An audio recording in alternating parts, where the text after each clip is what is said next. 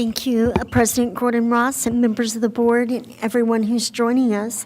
Mr. Zach Harwood and Dr. Kolamaya and members of our team have been working together to bring forward, as you have known, to bring forward an update on the Centennial programming.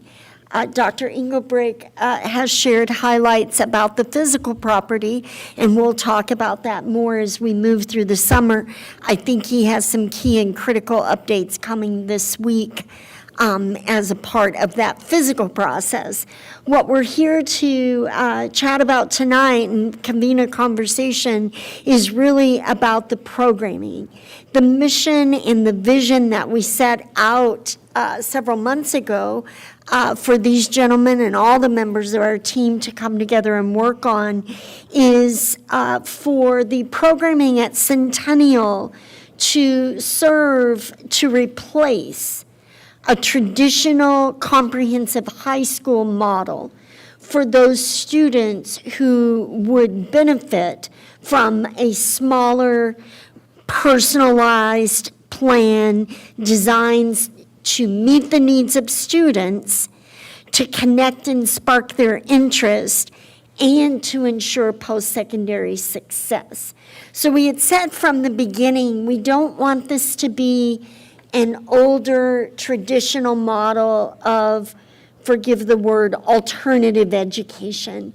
We really wanted it to be a step up and a lean in to the innovation that probably is coming toward comprehensives as well at some point.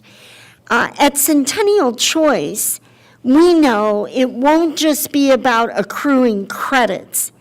It'll be about supporting students right where they are, charting their course for the future. And I love this phrase, and I use it, to graduation and beyond.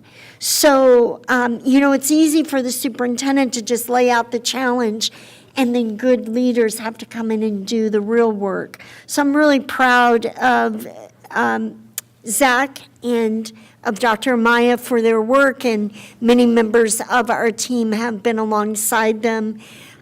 So with that, we have some basic concepts to share this evening. We'll be conducting student enrollment beginning at the student enrollment window, which falls in that week following July 4th. We'll do community engagement, come and learn more sessions as we move through the summer, and it's going to be so exciting. So with that, Mr. Harwood, it's all yours. All right, thank you. Members of the board, I just want to tell you how much I appreciate the opportunity to come forward and talk a little bit about what we've been working on. I'm very, very excited about it. I also want to take a second to thank Dr. Swift and Dr. Amaya. It is a rare thing that a principal gets to open a building. Rarer still that a principal gets to open a new building and try to reinvent what we're doing at the same time. So I'm very, very excited about that opportunity. So this is what I would call kind of our mission statement at Centennial. I won't read the whole thing to you because it's a lot of words, but the thing that I think will stand out the most is the word personalized. I promise I'm going to try not to say that a million times during this presentation, but really everything we are doing is built around the idea that students know what they need, and it is our job to provide that to them. It's not about, in most traditional models where we ask students fit into our mold, we're actually asking students to build the mold with us. A couple of the big things that we're looking at here, absolutely that post-secondary success measures, and something I'm really excited about is that every student who leaves Centennial will have a portfolio that they can take to whatever comes next, be that college, into the workplace, a trade school, that shows whoever is deciding if they get to be a part of that opportunity, that they have learned the things they need to do to be successful. So this, I would say, is kind of our vision. And again, it all comes down to those personalized plans where students are able to work with us and within some of the things that we have in Lawrence Public Schools to develop their own pathway through high school. The other three things, strong relationships, clear expectations, and real-world application, are all things that are in service to that personalized plan. We know as far as strong relationships go that a student that is well supported, that feels connected to their school, they are successful. Another part of this is the clear expectations so that students know this is exactly what I need to do to achieve my goals. If my goal is just graduating high school, here are the steps that we take there. If it is college entrance, here are the steps I take to get there. And then the last part is making sure that everything we do is tied directly to a real-world application. I know when I was teaching, the question that I always dreaded the most was when a student told me or asked me, why are we learning this? What is the purpose? How is this going to serve me in the future? Not because it's not a good question, it's a great question, but because it meant that I had not done a good enough job explaining that ahead of time. So every step that we take with students, we will explain exactly why we are asking them to do the things that we do, and how it is going to benefit them moving forward. So when we start talking about, and this is probably the question I get the most, is what is Centennial? What is it going to be? And so I started pretty early on describing it as a central hub, but the programming is going to come in kind of two distinct lanes. The first is connecting existing programs that we have in Lawrence Public Schools. I would say that I think that we have programming that is second to none, but an area where I think we sometimes struggle is it's often working in silos. So we don't always do a great job of connecting what's going on at our comprehensive high schools to Lawrence Virtual School, in the College and Career Center. So part of what we will do at Centennial is help students kind of take an a la carte approach to everything we offer in the district and then build them a plan and a schedule that helps them get there. The second part, and this is the part that I am most excited about, is the Centennial specific programming. And the next slide will talk about this in a little bit more detail, but the idea being that we will work with students to design interdisciplinary projects where they're able to accrue credit in multiple class areas at the same time. Obviously, that does not mean that they will have like a lesser load that they have to learn in order to do that, but it does then meet the goal of tying everything they're doing directly to their interests and their goals. So here is kind of a real quick idea of what that might look like. These are just ideas that we kind of came up with as scenarios where this interdisciplinary project might work. A good example is we have students in Lawrence Public Schools right now that are running small businesses. So let's give them some of the coursework associated with those credits and then let their business be the project, because then we can give them credit for that while allowing them to, again, pursue their interests. Another one that I think would be pretty cool is the idea that you want to be an elementary teacher, but you also need a world history credit, and maybe that's not the thing that you're most interested in. But let's marry those two things together so that you get some of the coursework for the world history, and then the way that you show us that you have mastered that is through designing a week-long lesson and going into one of our classrooms in the district and teaching that lesson to real students. I think that there's a lot of power in getting students the experiences that will hopefully impact them for the rest of their lives.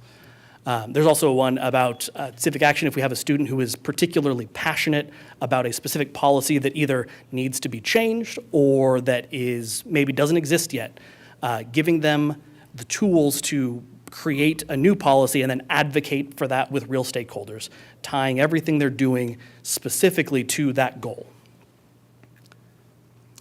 Probably the question that I get second most often is, who is this for? And I would make the argument that there is no student that wouldn't benefit from a lot of the things that we are going to be doing at Centennial.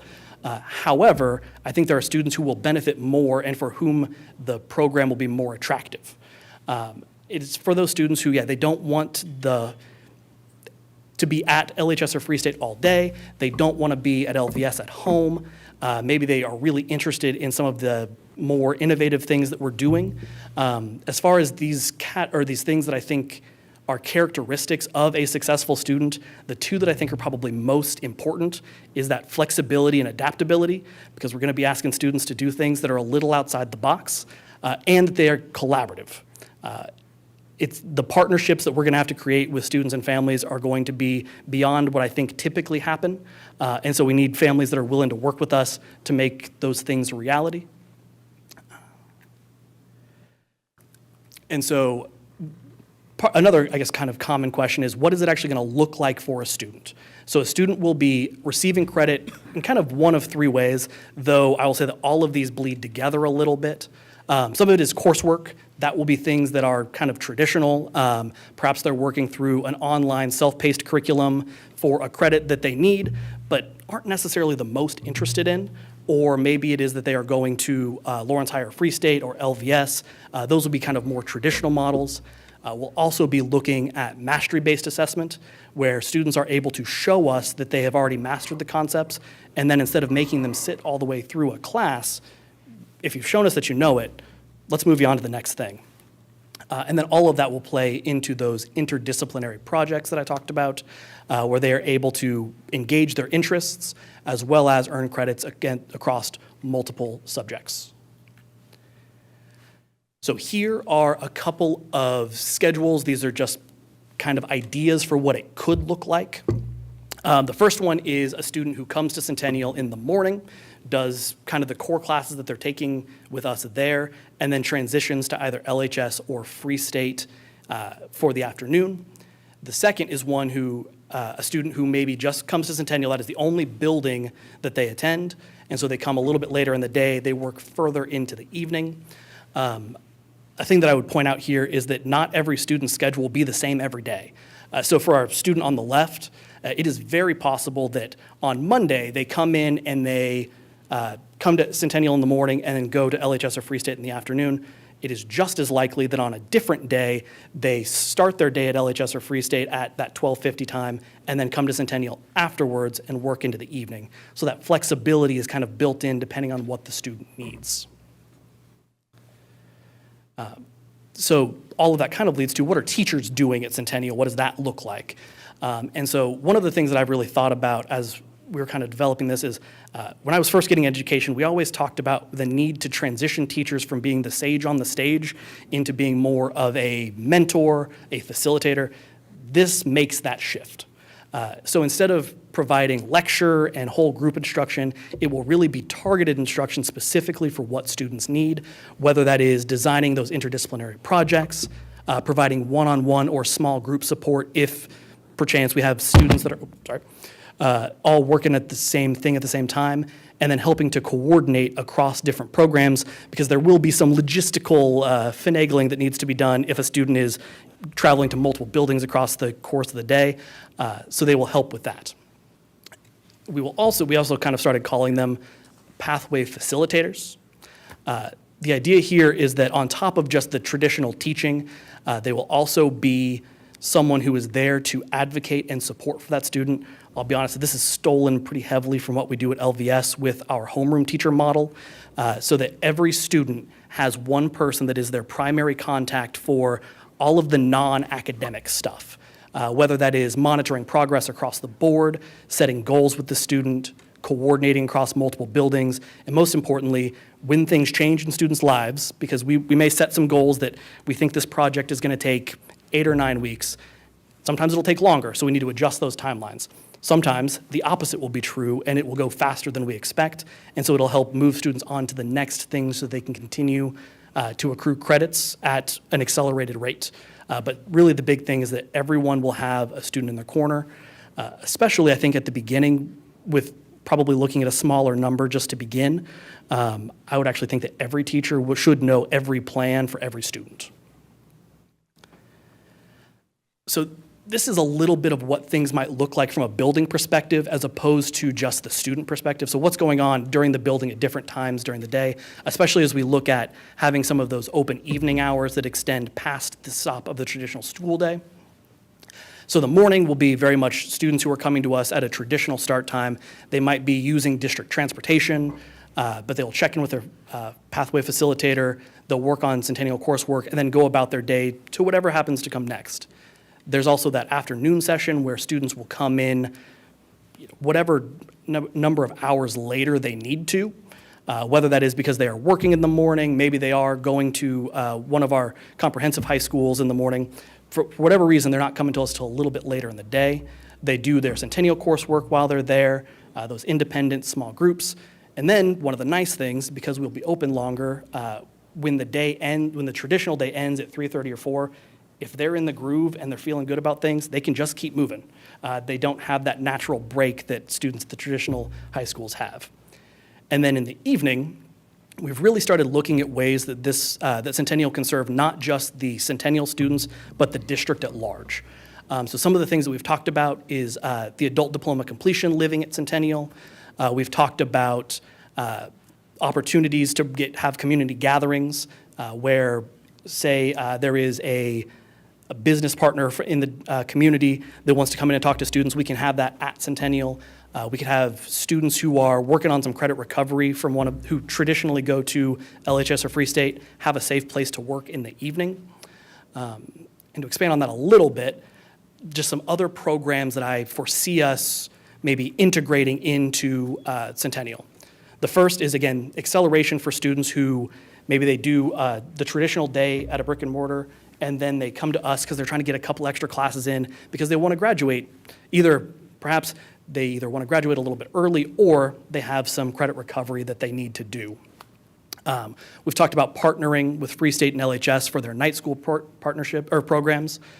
These are times when right after the end of the semester, students who were close to passing but didn't quite get there have an opportunity to make up some work to get that grade over the passing line.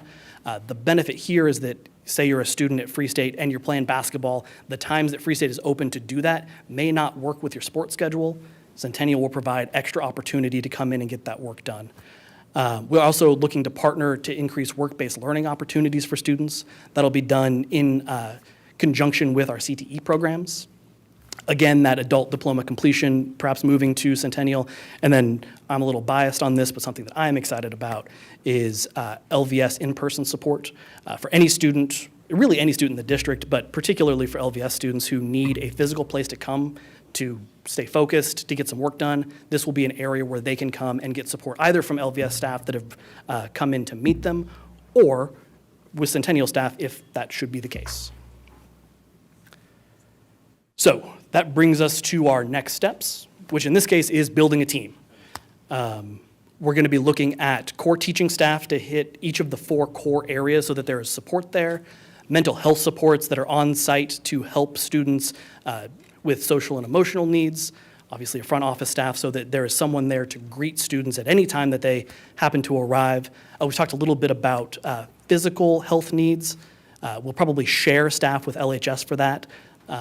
And then instructional assistance, because when you're running a building from 8 a.m. to 8 p.m., that we can't ask the teachers to be there that whole time because, well, for all sorts of reasons.